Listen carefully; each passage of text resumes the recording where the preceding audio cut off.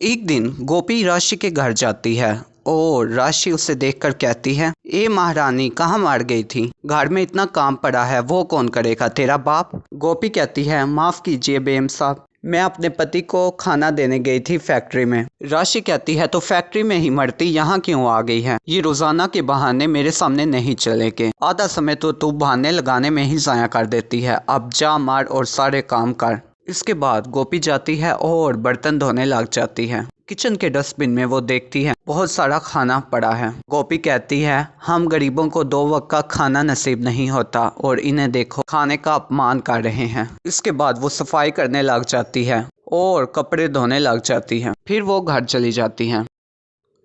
घर में गोपी का पति अहम उससे कहता है, ये क्या जिंदगी है हमारी। तनख्वाह के नाम पर 4 चिल्लर मिलते हैं, ना उससे 2 वक्त का खाना आ सकता है, ना कपड़े, और ना ही मैं अपनी बिटिया मीरा को पढ़ा पा रहा हूँ।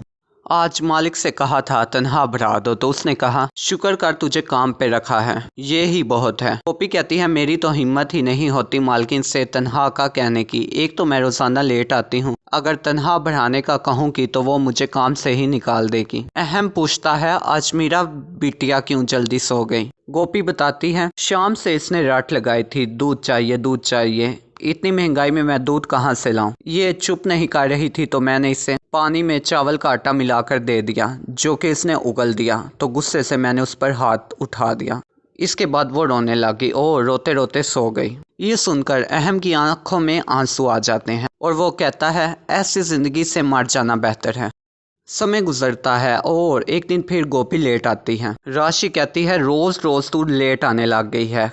कभी तेरी बेटी बीमार होती है, कभी तेरे पति को खाना देने जाना होता है, और आज तो तेरे पति को फैक्ट्री में चोट लग गई है। ये सब यहाँ नहीं चलेगा। तेरे जैसी नौकरानियों की कमी नहीं है।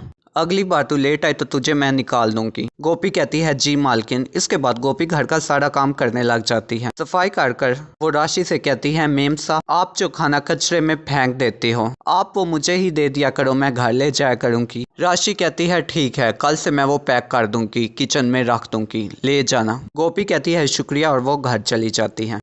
एक दिन राशि अपने पति जिगर के साथ बैठकर बातें कर रही होती है, तो गोपी खाना लेकर वहां से गुजरती है। जिगर राशि से पूछता है, ये रोज रोज क्या लेकर जाती है? राशि बताती है, बचा हुआ खाना। जिगर कहता है, कहीं ये खाने के नाम पर घर की कीमती चीजें तो नहीं ले जाती? राशि कहती है, नहीं, मुझे नहीं लगता। ये आलसी है पर ये चोर नहीं लगती। जिगर कहता है, आजकल लोगों का कौन सा पता होता है, हमारे घर में छोटी छोटी बहुत ही ज्यादा कीमती चीजें हैं, क्या पता वो ले जाती हो। राशि कहती है, हो सकता है, देखना पड़ेगा।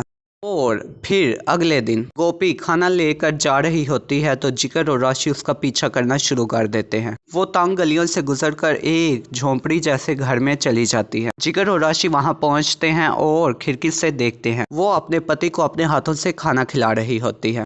उसके पति के दोनों हाथों में पट्टी बनी होती है, वो खाना खुद भी नहीं खा सकता, जबकि इसके बाद वो अपनी बेटी मीरा को खिलाती है। ये देखकर जिगर और राशि की आंखें नम हो जाती है, तो वो वहां आ जाते हैं और कहते हैं, हमें माफ कर दो गोपी। गोपी कहती है, बेगम साहब आप माफी क्यों मांग रहे हो? राशि बताती है कि हमने आप पर शक किया कि तुम कोई चीजें चुरा कर ले जाती हो, लेकिन तुम लोग के हालात तो बहुत ही ज्यादा बुरे हैं, क्या हुआ?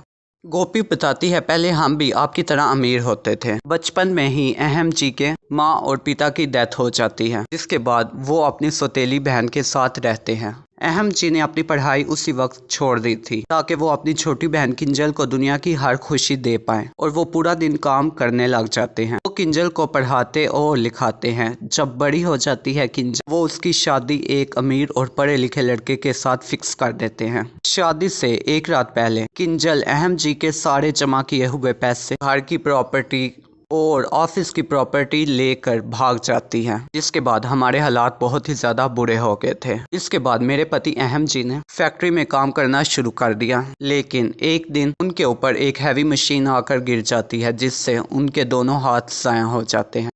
राशि कहती है, गोपी ये बात तुमने मुझे पहले क्यों नहीं बताई। गोपी कहती है, मैंने आपको बताई तो थी, लेकिन आप उस समय इतना बिजी थे कि आपने ध्यान से सुनी नहीं। ये सुनकर जिगर कहता है, आज से तुम लोग मेरी जिम्मेदारी हो। अहम का इलाज मैं करवाऊंगा और उसके बाद वो मेरी फैक्ट्री में काम करेगा, साथ ही उसके बच्चों को भी मैं ही पढ़ाऊंगा। और गोपी, आप मेरी भाभी की तरह हो, आइंदा से आपको काम करने की जरूरत नहीं है। ये सुनकर वो सब बहुत खुश होते हैं। तो फ्रेंड्स, कैसी लगी आपको आज की हमारी ये स्टोरी।